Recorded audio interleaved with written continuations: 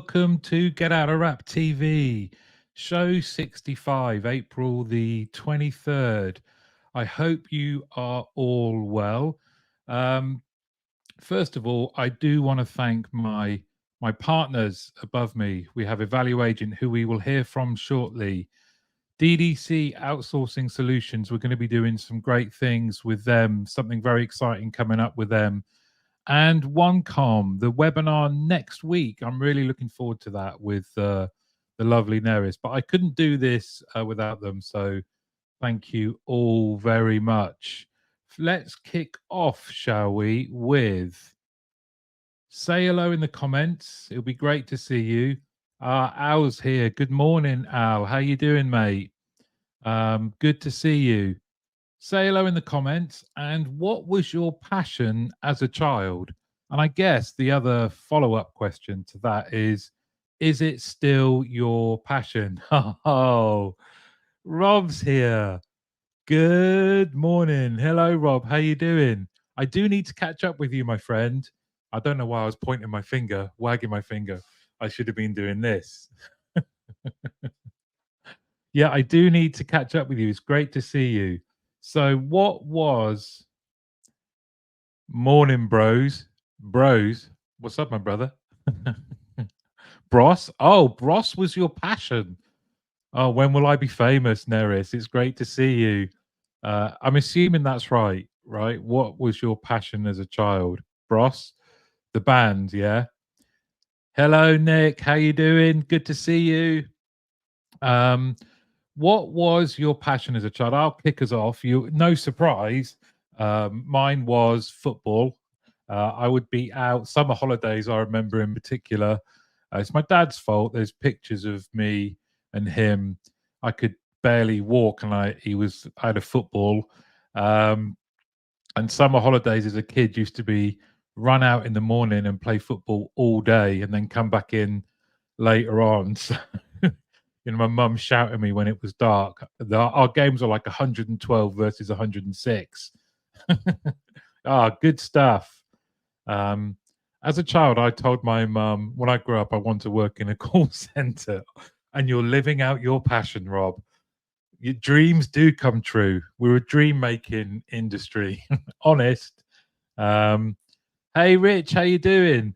Either becoming a footballer for Tottenham, yes. Coy's always a member of Guns N' Roses or a WWE wrestler. None have sadly happened. There's still time. There's still time. Perhaps you could combine them all into one. Marvel Comics, The Mighty Blues and Golf, eclectic mix. Now, isn't it funny, Al, that a lot of our passions we maintain? I wonder what the influences were. Was this from parents? What was it? Rich, by the way, awesome human being, is looking for a new role. If you're not connected, and this is part of our community here, if you're not connected, let's all connect with each other. And if you spot anything relevant, because Rich adds value wherever he goes. Dobro jutro. Good morning in Bosnian. Katie is here. Are you over in Bosnia now, Katie? Katie of DDC and recent guest on Get Out of Rap. My passion was Michael Jackson. Me and my brother used to put on concerts in our bedroom. Our neighbors had to pay 5p to come and watch. Never did make it to the stage. That's entrepreneurial. That is brilliant. That's great. Cheap tickets as well. I want to know the prep that went into it, Katie. Was there lasers and that kind of thing? Marianne, good to see you. Borodar indeed. Rugby, high jump, climbing trees, and cartography. All of which you still do now, Marianne, right? You bring the same passion to the Verity Center as you did to all of those, I imagine. Mark's here. Good morning. Nice new profile picture, Mark. Sci-fi and horror special effects. Oh, I love that. Spencer, g'day, mate. It's time to flex those muscles, pal, and power up with a Get Out of Rap show. Yeah. Thank you, Spence. Stuart is here. Definitely cars and racing. which has led to a lot of silly motoring purchases through the years, says Stuart. Oh, Stu, if if the purchase is for your passion, then it's not silly. Rob wanted to be on Grange Hill. Bow, bow, bow. Got a letter off the BBC saying they already had one Northerner in the cast. Otherwise, you would have got in, Rob. I can see you as part of Grange Hill. I'm older than you, I think. So Zamo and was it Zamo? Uh, Roland, people like that. Gonch. Oh God, these are blasts from the past. I would have loved to have seen you on Grange Hill, Rob. Maybe we could recreate it for a special Get Out of Rap TV Grange Hill special, and we can make your dreams come true. I was going to say it's like Jim will fix it, but that is a bad, bad reference. So let's all get to know each other. Like I said before, if you're not already connected, look through the comments. Oh, that was your era. Oh, you're looking good for your age, Rob. You are looking good for your age. If your comments are not showing, I promise you, I'm not ignoring you. You just have to refresh LinkedIn. Sometimes it doesn't quite work. I always feel bad when I see later on LinkedIn that people have commented and I haven't called it out. So if it's not showing, I promise I'm not ignoring you. Gripper Stebson, was he in Grange Hill, Alan? You're only 2 years older. Thanks, Rob. That means your big day's coming up pretty soon. Now, not as good as you, Mr. Four Stone Lighter. Thank you, my friend. Thank you very much. Got some other projects coming up soon that I will share with you all. Spencer, got a paddle game at 7 p.m. this evening. Want to be my wingman? As a child, I want to fly like a Superman. I don't know. Spencer, I'm lost on that one, my friend. So, you know that there's so much going on in our industry. It is sometimes very hard to pinpoint things that we should circle in our diaries. So don't worry, I have got your back. And we have got something special coming up for you now. What's that hunger to survive, just to ride the grind, to take it the way you gotta take it and never stop. I came to win, yeah, I came to win. I came to win, yeah, I came to win. Nadine, welcome. Everybody, Hi. This is Nadine from Evaluagent, and you are here. Welcome, by the way. Sorry, I was getting a bit carried away then. Great to be here. It's great to have you here. And you are here to tell us about something.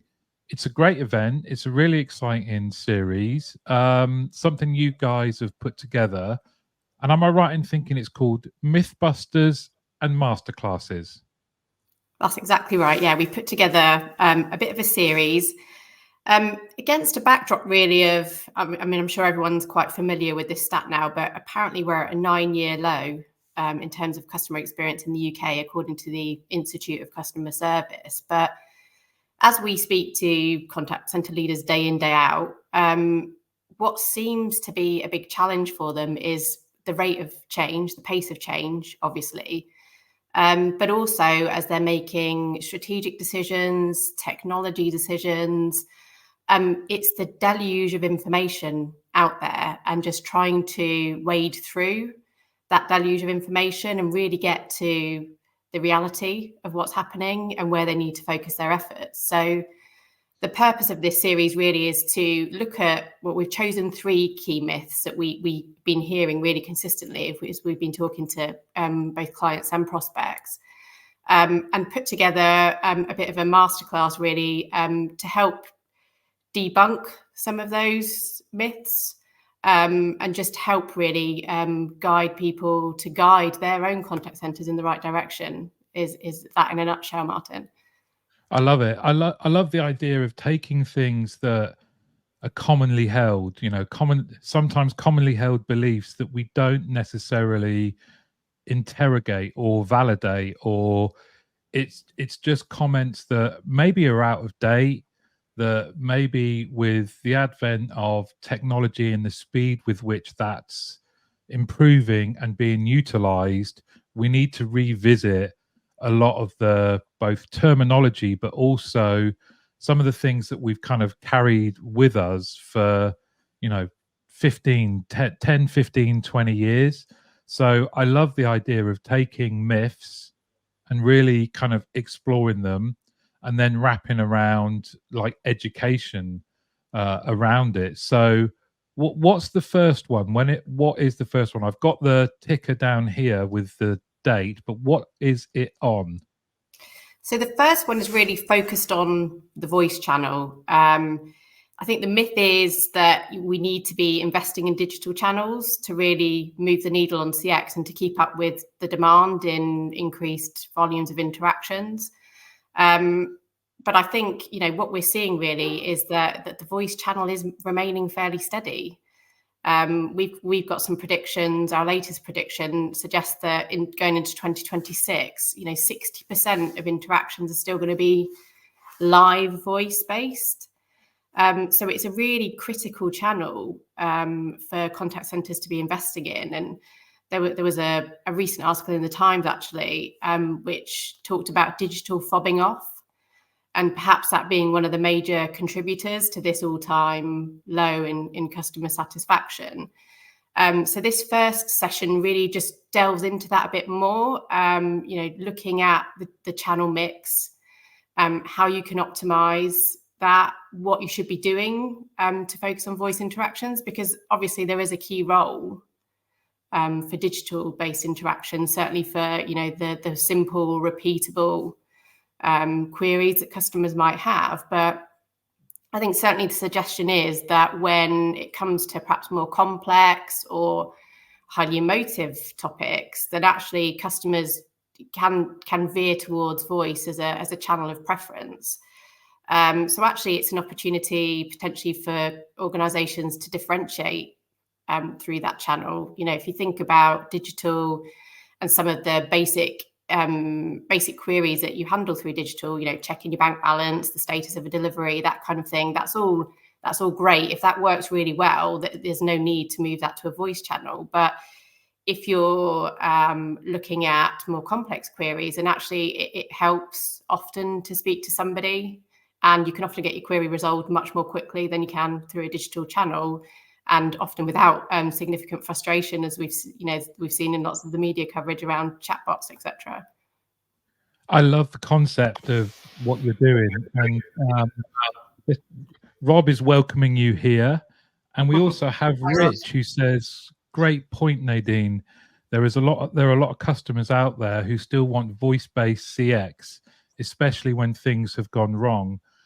Great point, Rich, and completely in agreement with you, Nadine. I love the idea of this digital fobbing off, and the fact that it's come from somewhere like the Times. That kind of making that correlation between that and kind of dropping customer satisfaction levels is a really key one. If the general public think we are fobbing them off with digital channels, and you're dead right, that kind of transactional,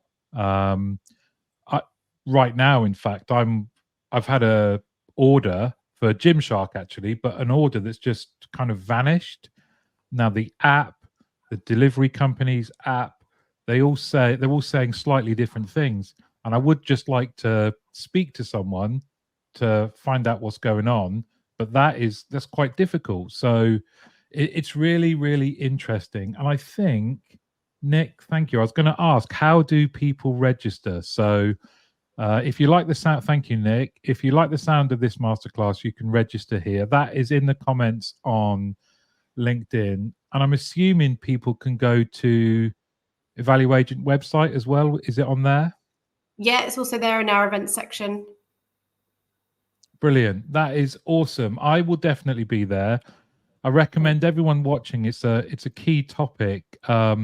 It would be great if you could all come as well. Nadine, thank you very much for coming on, and hopefully see you again. Thanks, Martin.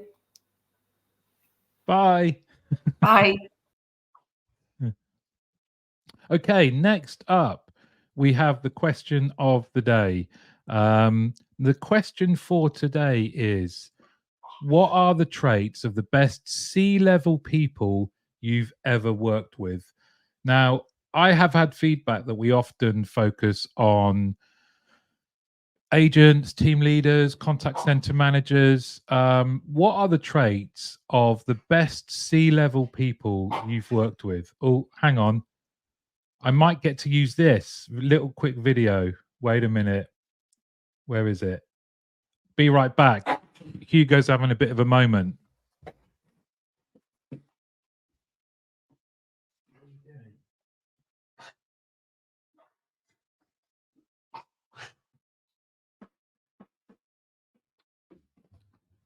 I'm back.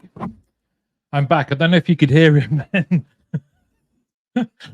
Never worked with animals and children. Yes, thank you, Nick. On the previous one,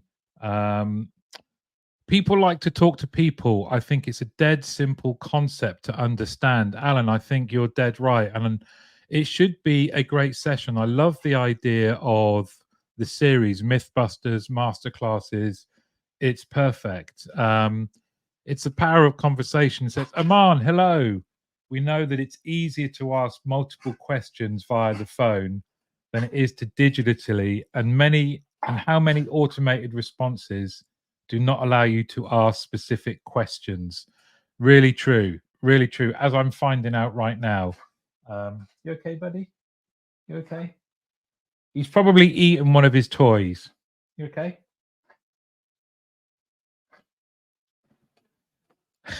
Hugo's down here. If I move this comment, you might be able to see him, but he keeps retching. Come here.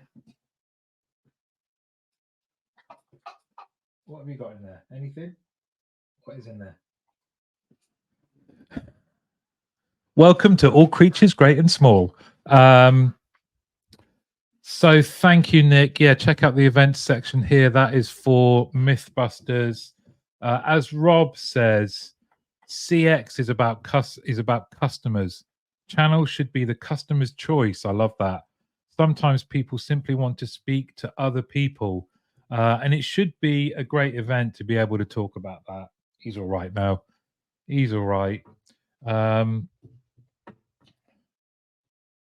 Okay, so question here, and Rob, Nadine, Nick, maybe from Spencer. I understand the value agent's reliance on AI and machine learning for quality checks in audio-based interactions. How does the platform accommodate the unique needs of the deaf British Sign Language community, where communication is primarily visual through signing rather than audio-based? Great question, Spencer. They listen and are up for a laugh. They define goals and outline why they're important to the business and how you contribute to them. So this is going to this. Thank you, Neris, for getting us back on track. Spencer, I'm sure someone will come back to you on that because it's a great question to raise. I love this to kick us off. Listen, and they're up for a laugh. They're human. They define goals and outline why they are important to the business and how you contributed to them. That is awesome. Alan says, honesty, directness, and a desire to ensure you get the right outcomes for the right reasons. I love it. And Alan, you would know that. I know from your people that that's something that you evidence. Morris, good to see you, my friend. I was wondering where you've been. I hope you're well. The best leaders can be trusted and want to listen to the customer and the team. Running a blame-free culture with a sense of humor. Isn't it interesting that both you and Neris have said two of the same things? Humor and listening. It's really important. But you won't see that in a lot of the, kind of texts and things out there about what it means to be a great C-level leader. Give Hugo a big hug from me. Yeah, he's all right now, luckily. Sorry, guys, I had to stop, but he's as much of this show as I am. So now, thank you, Marianne. Stuart says motivational, trustworthy, personable. I love that. Most importantly, they know their job, what they need to achieve and how to get there. That's coming across, isn't it? That kind of clarity of vision, clarity of direction. Just answering your question, Spencer, Rob has chipped in. We actually transcribe the audio into text to do all the clever stuff we do with. We also bring in email and web chat into the platform. Definitely not just audio. Thank you, Rob. And I've seen your had a great view of what you're doing with Chris the other day, and I have to say it is brilliant. Rich, authentic and down to earth. They ask good questions and listen well. They're direct when needed, but also communicate well, especially when things are tough. They recognize the contribution of the wider team. The best C-level people have always known the name of every agent as well as their direct report senior team. So true. That kind of relationship building, you know, that they care, they genuinely care. And that comes across in how they communicate, right, Rich, in terms of asking good questions and listening. That is brilliant. So Spencer says, sharp leaders, great communicators, and totally dedicated to the team's success. Yeah, you don't want to have absent leaders, Spencer, do you? So that's a great point. Would you are you basing this on people you've actually worked with? Have you worked with C-level people who are inspirational? Some of you are, you know, Marianne, I know you inspire your team. Morris, you're an inspirational guy. Nerish, you're inspirational. Rich, Rob, you're all inspirational people. But are you basing these traits on your own experiences of working with some of the best C-level people? I put this question together because of that feedback, but also because I've been lucky enough to work with great C-level people who've totally inspired me and been a big reason why I kind of bounced into work ready to go, you know. So Marianne says honesty and trust is very important. They are the very part of the team. They love the harmonious enjoyment of a team, the inspiration, thoughts, the innovation, and yes, the laughter. They understand their people as individuals and understand the importance of people being themselves. They want, help, support, and inspire their teams to succeed. That's great. I love that. What a lovely comment. So, some wonderful, and so it's interesting that there's been a lot of similarity here in what you've seen, some of the best, and I will be sharing this not only on the newsletter but also in the team leader community, because it's never too early to start sharing this about C-level people with our team leaders, with people in their first step of leadership. You know, they can start evidencing this. Some of them already are. A lot of them already are right now. They're always good listeners and enablers. Great word there, Rob. Enablers. I love it. Just as a reminder, because I kind of had to deal with Hugo, this is the link for Mythbusters and masterclasses. It's in the comments. You might just need to scroll down. And also, I know that Nicola also put in, it is in the events section as well. So do check it out. I will definitely be registering. Let me just catch up on some of these comments here. Alan says they always open doors for people. It's then the individual's choice if they go in the room and have a rummage about. My wife Bev likened this room to the broom cupboard. Said like I'm a children's TV presenter. I have promised not to do some of the things I do around the family of some TikToks people that I like. She said I'm too old for that. It's cringe, so I'm not going to do it. I've worked with a mix of the best and not so best. You can learn just as much from either, as long as you're paying attention. Stu, that is so true. Like you, I've worked with some great people that inspired me. And like I say, I bounced into work. Equally, I've worked with people that I absolutely thought, I am never, ever, if I'm ever in a senior leadership position, I don't think it's possible for me to be like some of them, but I am never, ever going to exhibit the behaviors that I'm witnessing right now. Some of them were beyond belief. Maybe one day we'll have a story about some of them. That would be good, Stu, wouldn't it? I've seen both sides, says Rich, and there simply is nothing to get behind when you never meet or hear from the C-level leaders. True. Those that genuinely want success recognize it's a collective effort and are the ones that usually get it done. They open doors and empower their teams to step through them. Brilliant. Aman, Aman, great to see you again. Aman is awesome. A great leader brings out the best of their individual people by finding people's sweet spots. They are also honest when things don't go well and celebrate success. Rich Jennings was great at this. There you go, Rich. Look at that. Isn't that lovely? We don't do stuff like this enough. Aman, what a lovely thing to say and do. This made me feel really happy. Ed the Duck or Gordon the Gopher. I'd say Ed the Duck. I walk like a duck. So we are now up to probably everyone's favorite part. Although I have to say it was great to have Nadine in here. Just nice to listen to somebody that knows what they're talking about other than me, because I do not. I am winging it. So it's everybody's favorite part of the show. Where's it gone? Here we go. It is time for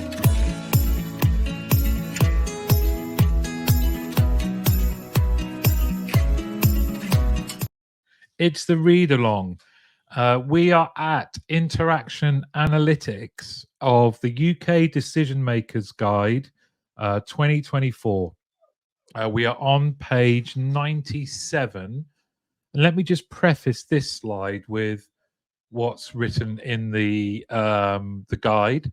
While many businesses initially implement interaction analytics to solve a specific problem, successful usage of analytics solutions often encourage a more strategic approach to the technology later on. One way to segment the use cases for analytics is to look at those that are around solving a specific known problem and those which are of a more strategic long-term nature, although there is some crossover between the two groups. So you can see here, these are the problems that people have identified have been solved by interaction analytics, and these might be the more strategic long-term benefits.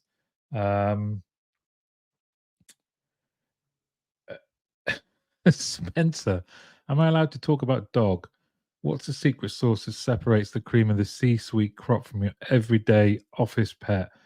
Let's just say one's busy fetching success while the other's busy fetching sticks. Okay, so interaction analytics. Do any of these resonate with you? Has interaction analytics helped you solve some of these problems down the left-hand side? And then have you been able to move into the more strategic long-term benefits that are shown on the right-hand side? You know, if you think about reducing the cost of QA and then optimizing multi-channel interdepartment communication, I will be totally honest. It feels like they've just thrown a lot of things at the page on this one. I don't disagree with any of them, but it's hard to see what they're meant to be telling us. So I'm going to move swiftly on. Use of interaction analytics by contact center size. So would you say, if you Neris normally comes in and helps me out, IA categorization, adherence to regulatory, soft skills, customer behavior, customer sentiment. Some of the ones that are missing, Neris, I'm guessing. So let's have a look at how much interaction analytics are being currently used by contact center size. And once again, it seems like the big discrepancy is from those small contact centers, you know, around about 50 seats or up to 50 seats. where only 16% of the respondents said they are using, well, actually, no, sorry, 21% are using interaction analytics now. 35% are saying they're going to implement it within 12 months. So salespeople zero in on those. 9% say, well, not this year, but next year. 35% are saying no plans to implement. It doesn't actually say, which would have been interesting, why there were no plans to implement. You wonder whether it is cost, or it's just not a priority, or there's no need, or they are getting by without those.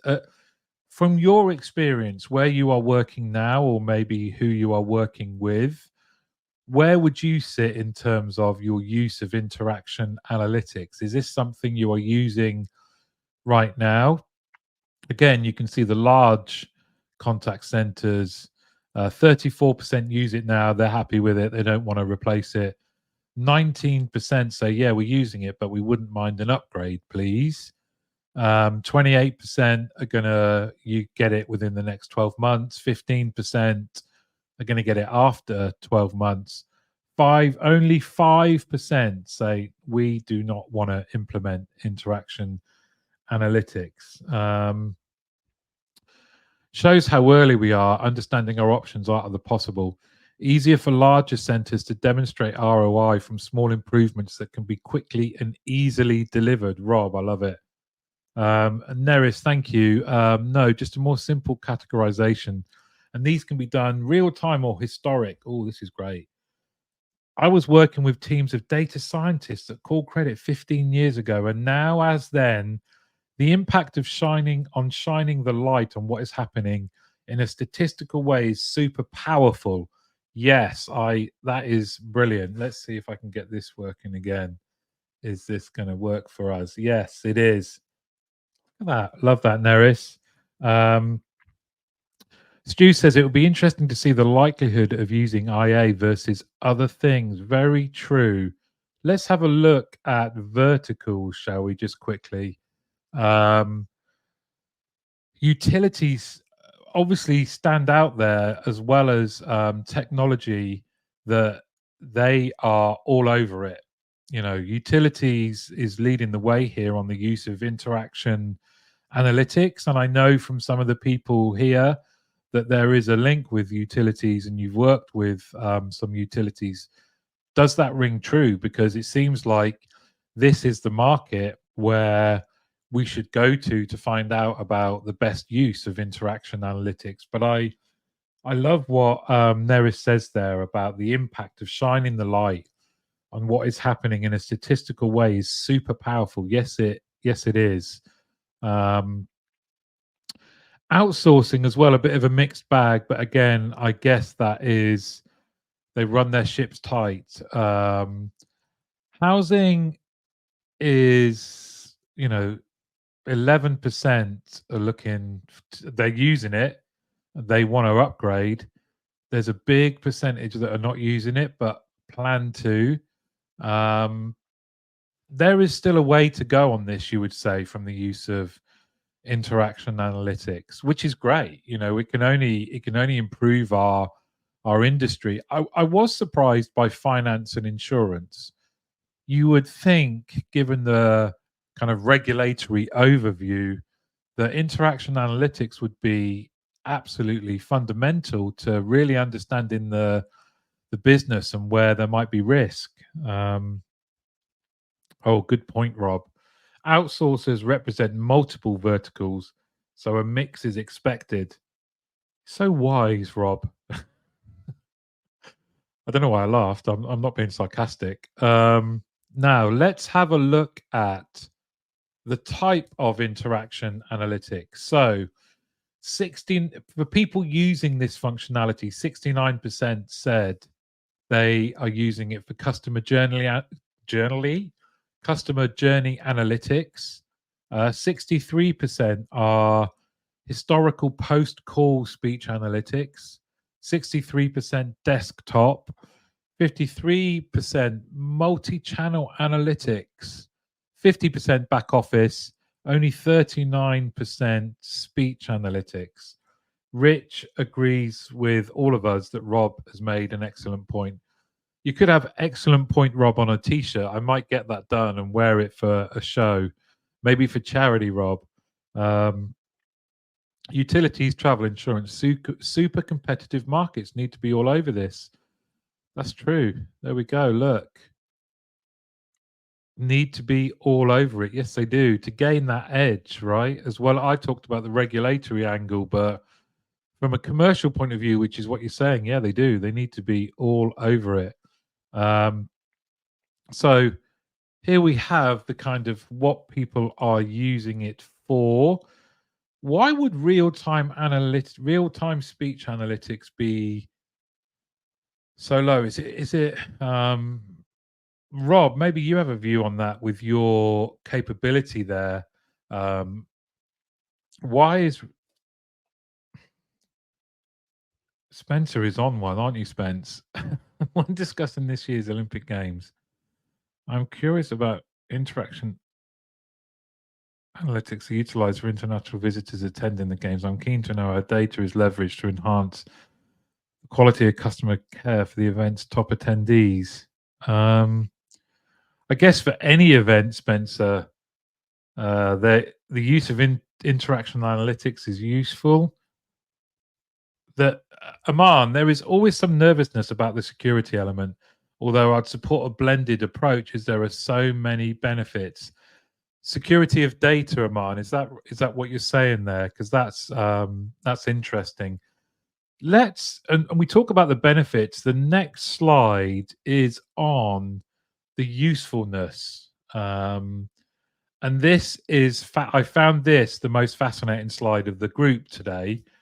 Flagging instances of non-compliance with regulations or script. 55% said very useful, 18% said somewhat useful. Automating or speeding up the quality monitoring process. 45%, yes. Thank you, Aman. 43, identifying training requirements at an agent level.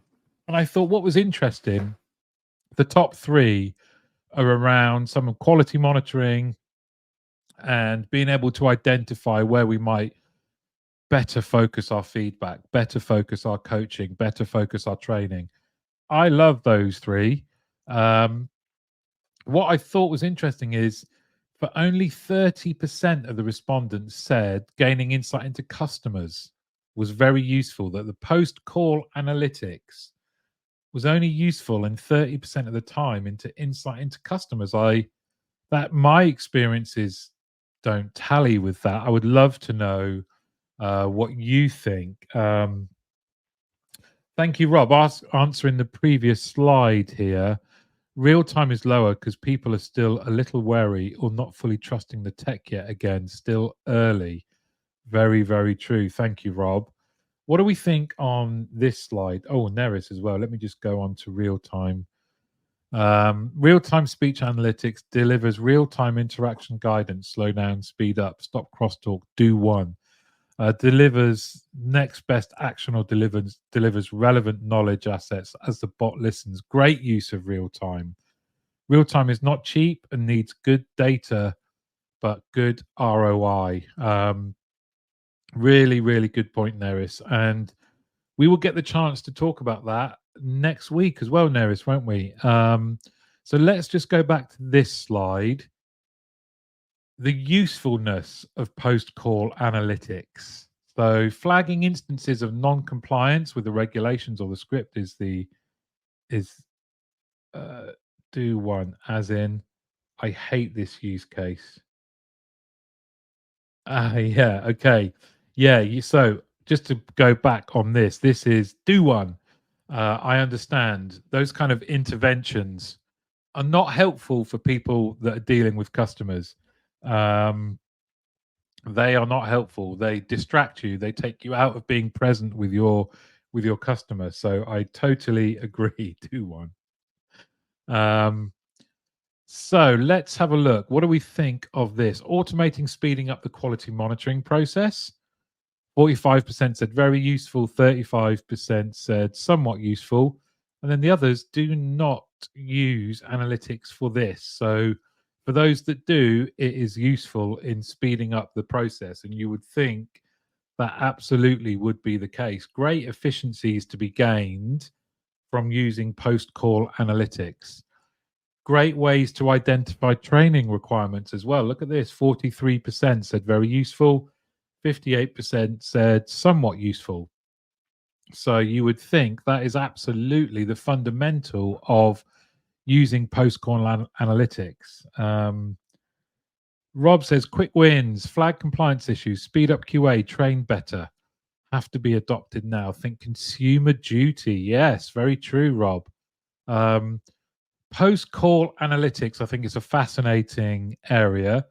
I think it's one where you can absolutely glean, and as Neris said, it's super, super powerful. Those analytics and the results that you can get can power everything, can power your activity, can power how you deal with customers, can power your team's development.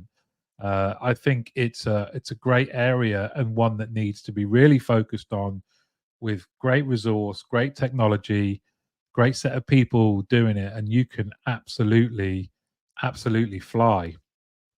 Now, when it comes to, so we're up to, for those of you, we're in the hundreds now, and there's a few more pages on analytics.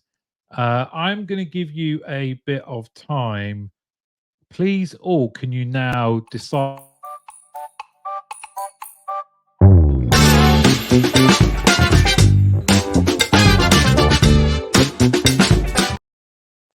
Whose comment should feature as comment of the show in the newsletter? And I will be giving away a team leader planner to whoever wins it.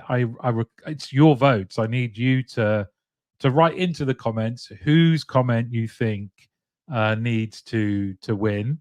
Well, all of the comments are great. You know what I mean. It's not about winning, but whose comment should I feature into the newsletter that I will go out with maybe today, maybe tomorrow.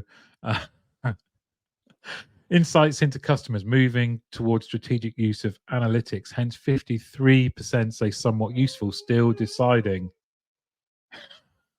He's a nightmare. He's just staring at me. That is Hugo, by the way. No, there's no one else in here in the house with me. All analytics is powerful as long as you use it in the right way, but you also actually use it. Very true, Marianne. Marianne Withers, well said. I can't see who that is. Sorry, it's your settings, maybe. Morris says, I have worked on real-time conversation analytics for the past 2 years, and speech analytics is much less accurate and not delivered well. Our use cases are consumer duty QA and vulnerable customer detection for financial services. Speech analytics platforms mostly lack good AI. Now, sentient machines, who I have had a look at with Morris, absolutely the cutting edge. If you want to know more about this, I would definitely get in touch with Morris and see what they can do, because it is really, really impressive. Yes, you are dead right. He does, even though he had an hour one this morning, not that long ago. So don't give him too much sympathy. Marianne, as a C-suite person I worked under 20 years ago, her passion has not diminished, and she lives those qualities she outlined. Oh, so I love that. I love that. Comment of the day from Des Spencer, got a paddle game at 7 p.m. this evening. Spencer says, bless you, my man. Scott, hello, my friend. My vote is for Marianne's comment regarding honesty and trust. So we have 2 for Marianne, and what a lovely, again, lot of love today, because that is a lovely thing to say, Neris, about Marianne, and well warranted as well. And you are welcome, Morris. It's impressive stuff that you guys are doing. I'm not being paid to play say that, play that, say that. It just really is. So, and you're a lovely guy to boot. Um, thank you so much. That is wonderful of you to say. Slightly blushing. I love this. So we don't share these kind of this gratitude and recognition very often, and to do it here, I feel very privileged that you are all doing so. So thank you all very much. And it looks like by a whisker, and maybe I'll put in the paddle game one. I still don't get it. Marianne, I will be sending you a new contact center planner, the new one that is out now. Now, when it comes to next week, there will be no get out of rap because I will be doing this. I'll be doing this with Neris. So it's kind of going to be like Get Out of Rap TV if you all come along. And don't forget, for this webinar, I'm a bit gutted that I don't qualify, but if you are an attendee, 2 attendees at random after the webinar has finished will be drawn out of a hat, and you will get a £50 Amazon voucher. So that's great. Much like these are 2 events, the Mythbusters and Masterclass one, I'm not part of. I will just be watching. But this one I am part of. I'm really excited about it. Neris is going to carry me all the way through it because as she's evidenced here today, she knows her stuff. I'm just here to smile and enjoy myself. We will be stewarded by Nick. Nick is going to keep us on the straight and narrow and hit us with stats because he knows his stuff. I do hope you can come along. So there is no Get Out of Rap next Tuesday because I am doing this. Please do use that space to come to, wait a minute, wrong way, this. You are more than welcome. You are more than welcome. You're a wonderful human being. Thank you all very much. Sorry for the disruption. Thank you, Nadine from Evaluagent, for sharing Mythbusters and Masterclasses. The first one I think is great. It's going to be on, voice. Where is voice? So they've got Evaluagent have done some great research, which will be shared as well. I think it will be a great one to go to. That's May the 1st at 2 p.m. Plus, I imagine Rob's going to be there as well, and I will just follow Rob around because he talks sense, and he's also funny. So thank you all very much. I've loved the show. I've loved your comments. Look out for the newsletter. As I say, maybe later on today, maybe tomorrow. Have a wonderful day. And thank you for joining, everybody. See you soon.